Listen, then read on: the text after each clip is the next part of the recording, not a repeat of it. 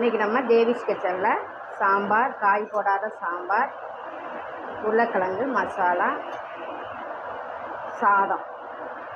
இன்றைக்கி நம்ம ஒரு சிம்பிளான ஒரு லஞ்ச் ரெசிபி தாங்க இன்றைக்கி நம்ம பார்க்க போகிறோம் தேவிஸ் கிச்சனில். வாங்க வீடியோக்குள்ளே போயிடலாம். வீடியோக்குள்ளே போகிறதுக்கு முன்னாடி தேவிஸ் கிச்சனை சப்ஸ்கிரைப் பண்ணிக்கோங்க. இப்போ நம்ம பருப்பை வேக வச்சு எடுத்துக்கலாம். நான் பருப்பு சாதம் வேகிறதுக்கு முன்னாடியே நான் பருப்பை ஊற வச்சுட்டேன். இப்போ சாதமும் வடித்தாச்சு, அப்போ பருப்பும் ஊறி இருக்குது. இப்போ நம்ம வேக வச்சு எடுத்துக்கலாம். பருப்பு முங்குற அளவுக்கு தண்ணி ஊற்றிக்கலாம். ஜீரகம், மஞ்சள் தூள், கொஞ்சமாக கேஸ்டர் ஆயில், அதாவது விளக்கெண்ணெய். பருப்பு மேலே பொங்கி தட்டாமல் இருக்கிறதுக்கும் பருப்பு வேகிறதுக்கும் தான் நான் ஊற்றிருக்கேன். இப்போ ஸ்டவ் ஆன் பண்ணிக்கலாம். இப்போ ப்ரெஷர் போட்டு விசில் விட்டு எடுத்துக்கிறலாம்.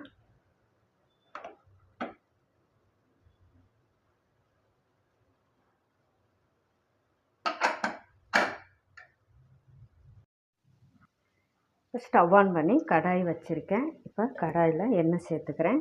பருப்பும் வேக வச்சு எடுத்தாச்சு. இப்போ நம்ம உருளைக்கிழங்கு மசாலாவுக்கு ரெடி பண்ணிக்கலாம்.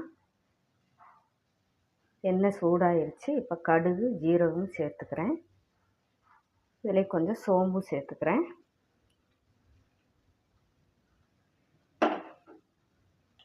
கடுகு ஜீரகமும் பொரிஞ்சிருச்சு. இப்போ இதில் நான் வெங்காயம் சேர்த்துக்கிறேன். வெங்காயம் ஒரு பச்சை மிளகா காரத்துக்கு, கருவேப்பிலை சேர்த்துட்டு இப்போ இதை நல்லா வதக்கி எடுத்துக்கிறலாம்.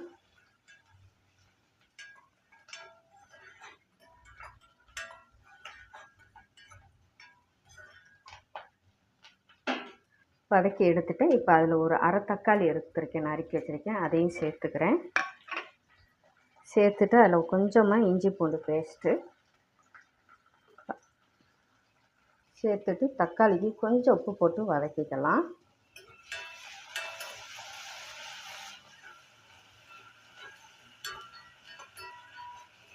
இதில் கொஞ்சமாக மஞ்சள் தூள் சேர்த்துக்கிறேன், அரை ஸ்பூன் மிளகாத்தூள் சேர்த்துட்டு இப்போ இதையும் நல்லா கலந்து கொடுத்துக்கலாம். கலந்து கொடுத்து உருளைக்கிழங்கு வேக வச்சு மசித்து எடுத்துருக்கேன். இப்போ அதையும் சேர்த்துக்கிறேன். ரொம்பவும் மசிக்காமல் ஒன்றும் பாதியமாக மசித்து எடுத்துக்கோங்க. இப்போ உருளைக்கிழங்குக்கு தேவையான உப்பு சேர்த்துக்கலாம். சேர்த்துட்டு இதையும் நல்லா நம்ம கலந்து விட்டுக்கலாம்.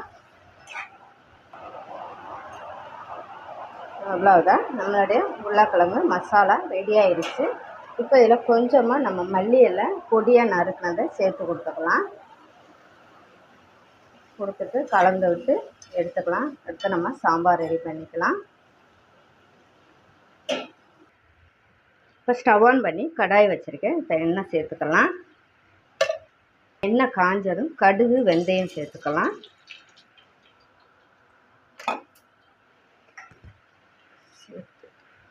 இப்போ கடுகு வெந்தயமும் பொரிஞ்சிருச்சு. 2 வத்தல் சேர்த்துக்கலாம்.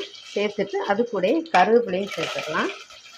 சேர்த்துட்டு கொஞ்சம் பெரிய வெங்காயம் நீல வாக்கில் வெட்டி வச்சுருக்கேன். இன்றைக்கி நம்ம காய் இல்லாமல் தான் நம்ம இன்றைக்கி சாம்பார் வைக்க போனோம். டக்குன்னு நமக்கு ஒரு விருந்தாலே வந்துட்டாலும் கெஸ்ட்டு வந்தாலும் நம்ம இந்த மாதிரி ஒரு சிம்பிளாக காய் இல்லைனாலும் நமக்கு ஒரு சாம்பார் வச்சு ஒரு பொரியல் வச்சு நம்ம டக்குன்னு அவங்களுக்கு ஒரு லஞ்சு கொடுக்கலாங்க. டக்குன்னு இந்த மாதிரி சிம்பிளாக நம்ம ஒரு லஞ்சு சாம்பார் வச்சு ஒரு உருளைக்கிழங்கு மசாலா வச்சு அது கூட அப்பளமும் முட்டை, அது நம்மளுடைய விருப்பந்தாங்க. இந்த வெங்காயத்தை வதக்கிக்கலாம். வெங்காயத்தை வதக்கிட்டு அது கூட ஒரு 2 தக்காளி எடுத்துருக்கேன், அதையும் சேர்த்துக்கிறேன். சேர்த்துட்டு தக்காளி வதங்கிறதுக்கு உப்பு சேர்த்துக்கலாம். அதையும் சேர்த்து நல்லா வதக்கி எடுத்துக்கலாம்.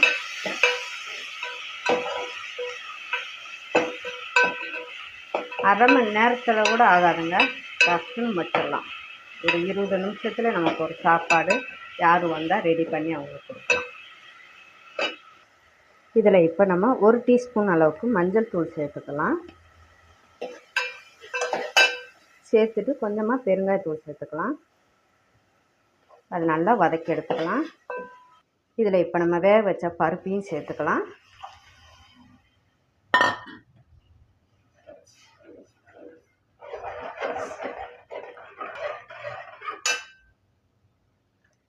கொஞ்சமாக நான் புளி எடுத்து வச்சுருக்கேன், அரை நெல்லிக்காய் சைஸ் அளவுக்கு. அதையும் நம்ம கரைச்சி சேர்த்துக்கலாம்.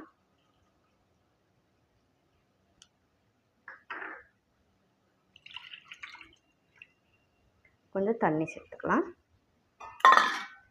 சேர்த்துட்டு இதை கலந்து விட்டுக்கலாம்.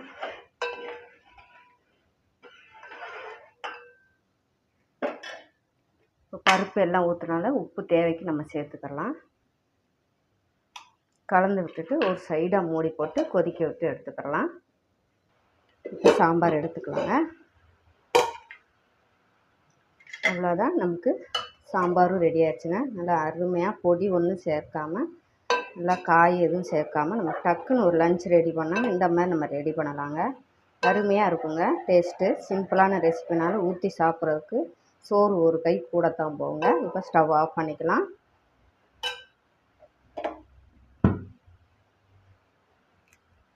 ஸ்டவ் ஆன் பண்ணிட்டு இதில் கொஞ்சம் மல்லியெல்லாம் நம்ம தூவிக்கலாம். அவ்வளோதான்.